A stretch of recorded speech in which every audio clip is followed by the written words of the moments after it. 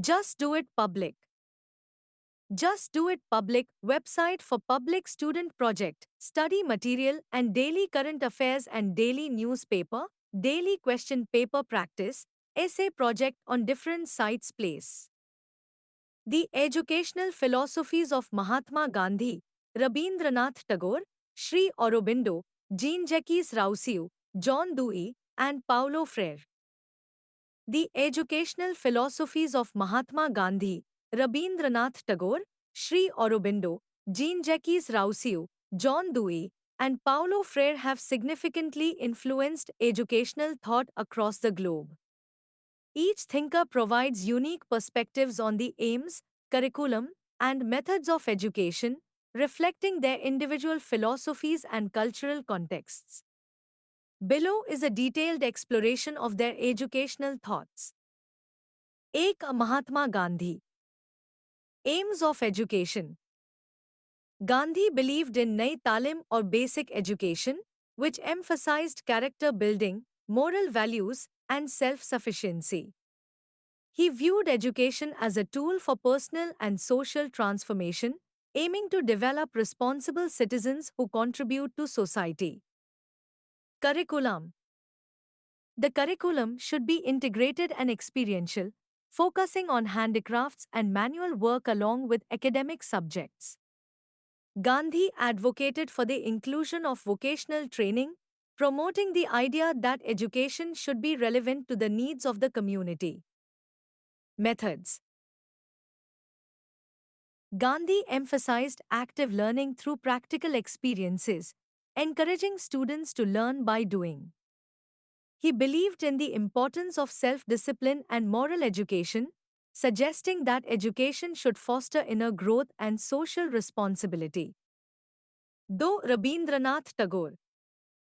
Aims of education. Tagore aimed to develop the whole person, focusing on intellectual, emotional, and spiritual growth. He believed that education should cultivate creativity, self-expression, and the ability to appreciate beauty, thereby fostering a sense of unity with the world. Curriculum. The curriculum was designed to be holistic, integrating arts, sciences, and humanities. Tagore stressed the importance of nature in education, advocating for nature-based learning and the inclusion of music, dance, and drama to enrich the educational experience. Methods. Tagore favored experiential and participatory methods, encouraging students to engage with their environment and learn through exploration and inquiry. He established Shantiniketan, where education was conducted in a natural setting, promoting an informal and relaxed learning atmosphere. 3. Sri Aurobindo. Aims of education. Aurobindo's educational philosophy focused on spiritual development and the evolution of consciousness. He believed that education should facilitate the inner growth of the individual, nurturing their spiritual potential alongside intellectual development. Curriculum. The curriculum aimed to integrate academic knowledge with spiritual and moral values. Aurobindo emphasized the importance of self-discovery, encouraging students to explore their interests and talents while fostering a sense of purpose. Methods. Aurobindo advocated for a child-centered approach that respects the individuality of each learner. He believed in the significance of dialogue and reflection as methods of learning, encouraging students to engage critically with ideas and develop their own understanding. 4. Jean-Jacques Rousseau. Aims of education. Rousseau emphasized the natural development of the child, advocating for an education that aligns with the child's innate interests and capabilities. His aim was to cultivate freedom, autonomy, and moral integrity in children. Curriculum. The curriculum should be based on real-life experiences and nature, focusing on practical skills rather than rote memorization. Rousseau suggested that education should progress through different stages corresponding to the child's development, emphasizing sensory experiences and exploration. Methods. Rousseau favored the constructivist approach where children learn through hands-on experiences and discovery rather than traditional lecturing. He advocated for freedom in learning, allowing children to follow their interests and learn at their own pace. Part John Dewey. Aims of education. Dewey viewed education as a means to foster democracy, social cohesion, and critical thinking. He believed that the primary aim of education should be to prepare individuals for active participation in a democratic society. Curriculum. The curriculum should be flexible and relevant, designed around students' interests and real-world problems. Dewey advocated for experiential education, where learning occurs through interaction with the environment and community. Methods.